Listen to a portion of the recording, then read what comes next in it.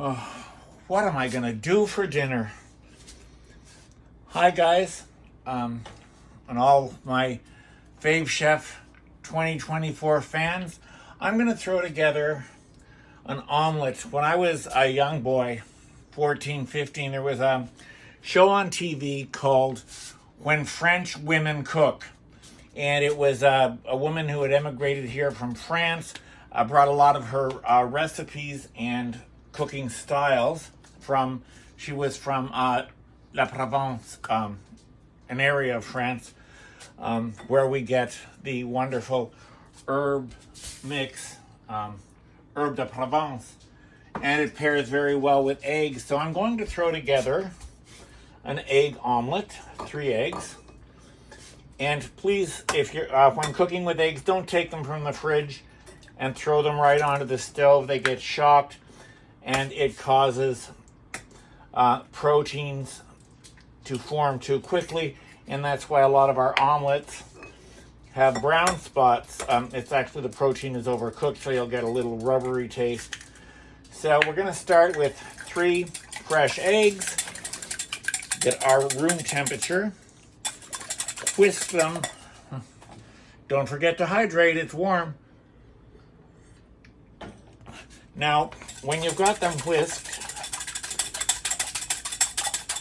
we're going to let them sit for a second. We're going to add butter. It's French cooking. Can't have French cookery without butter.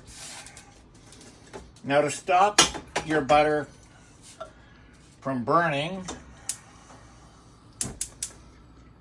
you want to throw in a little oil. I use an herbed oil, homemade.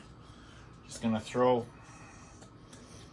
It increases the flash point of the butter, so it doesn't smoke or burn. You're going to want to get that nice and melted.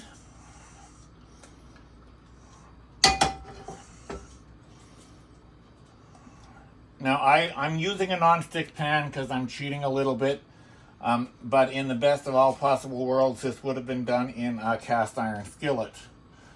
Holds heat better.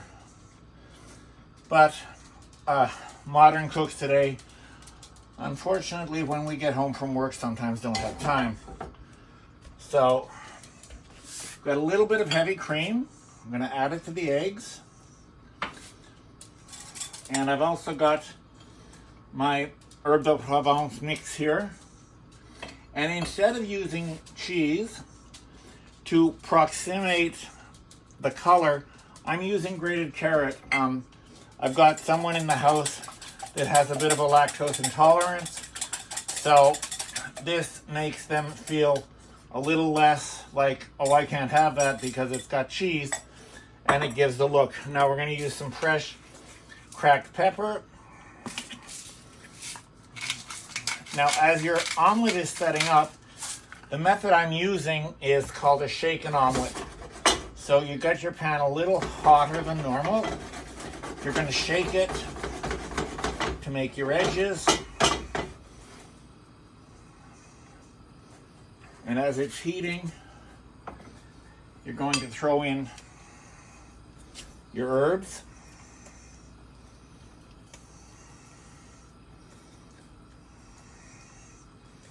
Don't be afraid to overspice. A mistake a lot of us make is, oh, it's going to be too strong. If your herbs are dried, you need to double it because a lot of the oils have dried. So it is not, a lot of people think it's a more concentrated taste. Not really.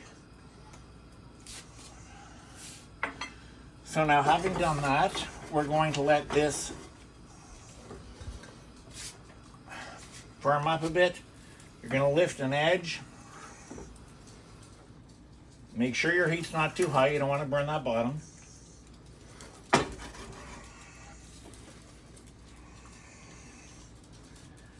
Now, we are hoping for a perfectly rolled omelet here.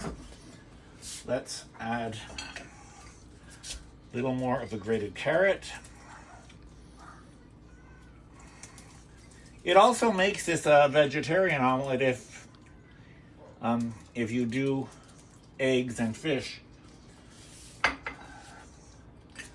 Now, Let's hope I can get this rolling. Isn't my favorite pan. I couldn't find my good omelet pan, but guess what? Here we go. Now, if we can get in close and get a picture here of the coloration, that is as dark as you want it. That little bit of golden is okay.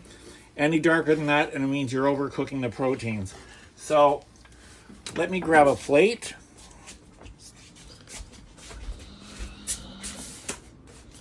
Don't follow me.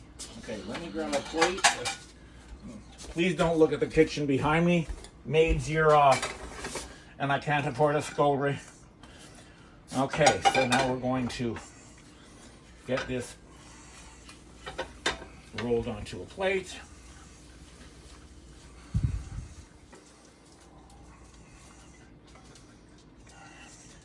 Now this isn't fancy food. This is real farmer's food.